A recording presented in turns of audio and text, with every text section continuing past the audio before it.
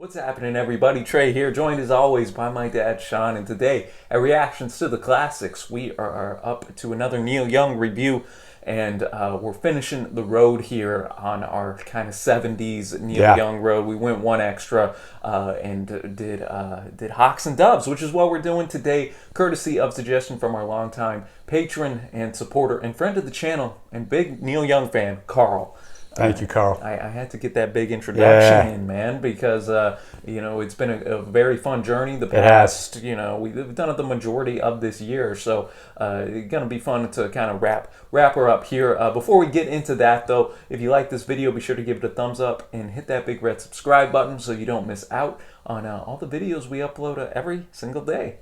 Yeah, and, to get into the quick facts, and I don't have much here, it was released in November of 1980. Side one, it's kind of a tale of two albums. Side one was recorded anywhere between probably 1974 and 1977. Side two was specifically for this album, so it was recorded in 1980. And you mentioned that Carl brought this to us. Yeah. Carl actually sent me a little write-up and asked me if I'd read it here, or he said I could delete whatever I want. I'm not deleting it. It's really good. Carl, being a super fan of Neil Young, has an interesting perspective, so I thought I would read that before we dive into this album. He says, for the last 8 months, I've got to share Neil Young's studio work with the channel from the 1970s. We focused on his solo work and his work with Crazy Horse. When we started, I told Sean and Trey that I thought Neil's decade could stand against any artist's best material, and I mean anyone. From Neil's solo album Neil Young in 1969 to Hawks and Doves in 1980, Young released 11 studio albums and 2 live albums. He recorded Homegrown and shelved it for 40 years and turned in 2 complete albums that Reprise passed on that included songs like Powderfinger, Like a Hurricane, and Pocahontas. These albums also saw release as part of Neil's archive project. He also recorded 3 albums with supergroup CSNY, Deja Vu, and 2 live ones, and 1 with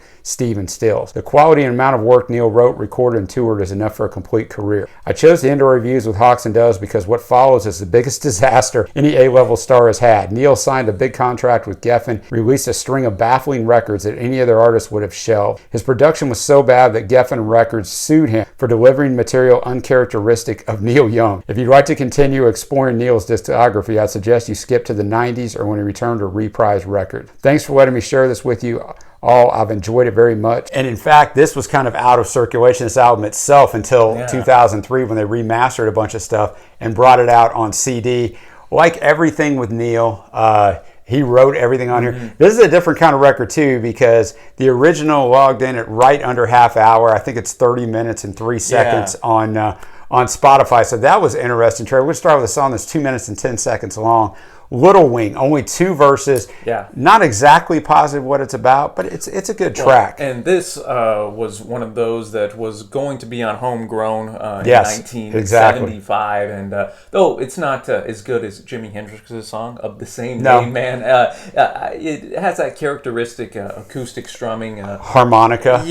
Just a nice chilled out. Lighter vocal delivery by Neil here. This definitely could have fit on something like Comes a Time or Stars and Bars. I agree. Even all the way back to Tonight's the Night. I agree. I think. And the meaning was definitely a bit more abstract, not only on this song, but the entire album, man. The entire album. So I was just kind of thinking that maybe Little Wing was somebody who doesn't want to stay in her place or think that she has value, and maybe, I don't know if Neil's kind of encouraging this person or what, but this was, I think, one of the stronger tracks on the record. I agree 100%. Now we're going to go, and I said this album's only 30 minutes. This next song, The Old Homestead, is 7 minutes, 38 seconds, or, if you want to look at it another way, a fourth of the entire album. That's right. Now, Levon Helm comes in here, plays some nice drums. This is 11 verses, very abstract, starts with a naked writer, perhaps in a dream, goes on later to the point of view of birds. Maybe he's dying, Trey, or dreaming. Some pretty good backing vocals. Sound effects of wind and the bird come in. I don't know what I thought of this. What about you? Yeah, this is another one that was originally planned to be on Homegrown, and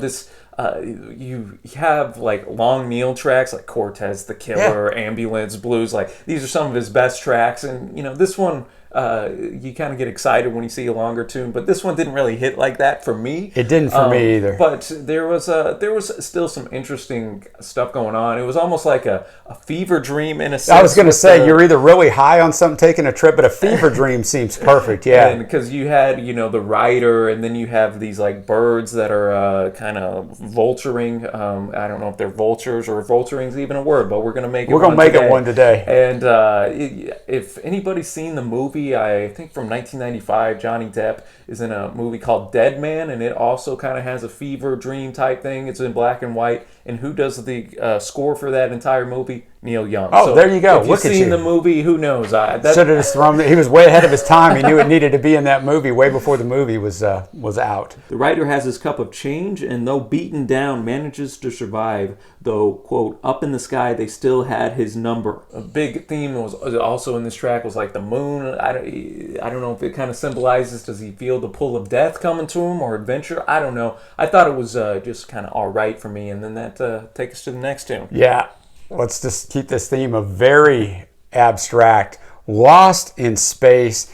Think he's writing to a woman he wants to be with, Trey, but it goes from lost in space to working for the queen, gardening, to the ocean floor. There's weird backing on the ocean floor lines. Not too bad of a song. Pretty good vocals and guitars. To me, the lyricism itself makes no sense. No, definitely had kind of that sci-fi element, a bit abstract song about redemption, kind of the theme of this one. I thought the melody was pretty gorgeous and, kind of kept with that uniform acoustic playing that's all throughout this first side. Not like a standout Neil track per se, but you're kind of getting already on track 3 in this record that these songs are a lot more kind of out there, and you kind of make your own meaning for them. Yeah, and we're going to finish off the first side with Captain Kennedy, one of my favorites on here, and this one does have at least some meaning to it. You know what it's about. It's a little under 3 minutes. He's headed to war on the seas and hopes he can kill good. He reflects on his dad, who was Captain Kennedy, who lost his ship to the Germans and was humiliated. He mentions seeing him in 1971, so likely he didn't have any sort of relationship with him.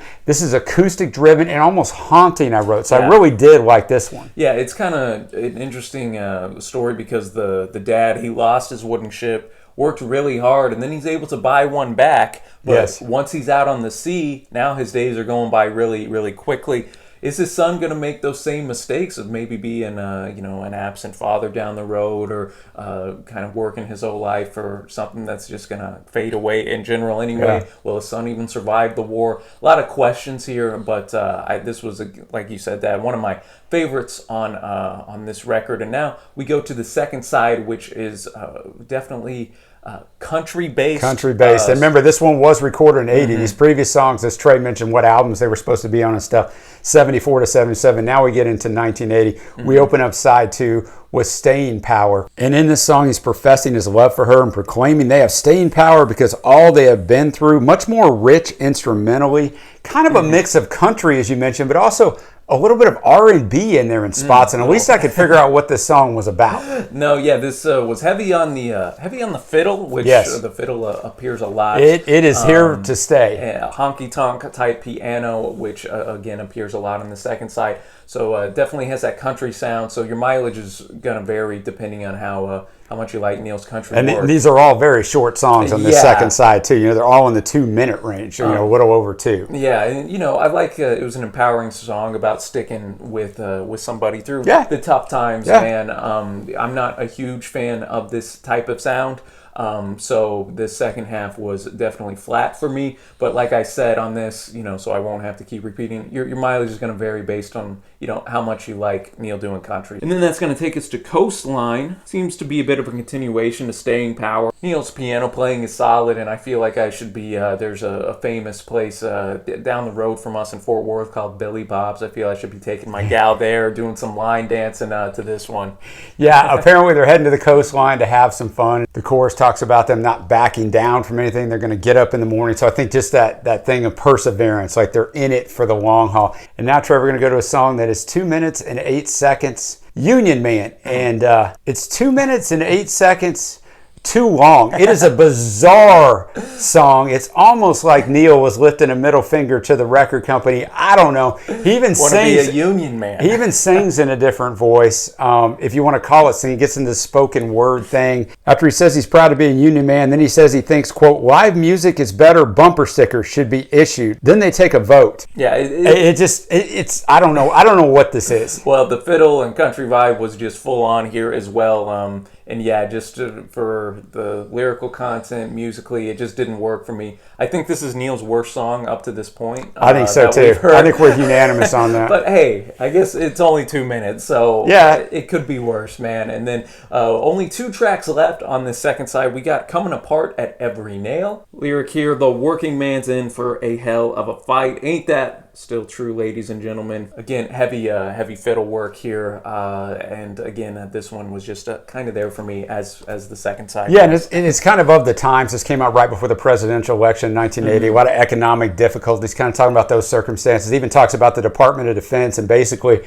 they're not manning the ship, so maybe they don't notice the foreign missiles coming in or other things. So an interesting thing lyrically. And then we're going to finish this off with the title track, Hawks and Doves. I think he's saying despite all the things going on, he still loves the USA. I could be wrong, Trey. I don't really know. Pretty good and up-tempo. Yeah, this was by far my favorite on this second side. Yeah, me too. And I think it does have that message of going, defending your country, staying strong, something along those regards. I think Ben Keith here, as he always likes to accompany Neil, I thought he killed it on the second side with kind of the dobro and the steel guitar up in here. And it had a bit more of an anthemic or catchy type of vibe. It did. It's a smart way to end this way, especially after this side too. So that'll take us, I guess, to our favorite tracks on this. I got Little Wing and Captain Kennedy, and I'll give a shout just to have one from the B-side too.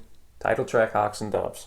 Well, Trey, this doesn't surprise me a bit. I have the exact same 3 favorite songs. You didn't have Union Man? I didn't have Union Man in here. So that's going to take us to our overall score. I'm going to let you start. All right. Well, I mean, it is a bit ironic as we're gushing at Neil that we're going to end with my least favorite record of his up to this point. And I'll interrupt you for a second, say I will back you up on that. But, all that to say, man, it was only 30 minutes long. Yep. It's still an easy listen to get through. And your enjoyment of this, as I will reiterate again, if you're a bigger fan of kind of some of his country work, you might like that second side more than I did. I thought just across the board lyrically, it was much weaker than Agreed. A lot of his previous albums.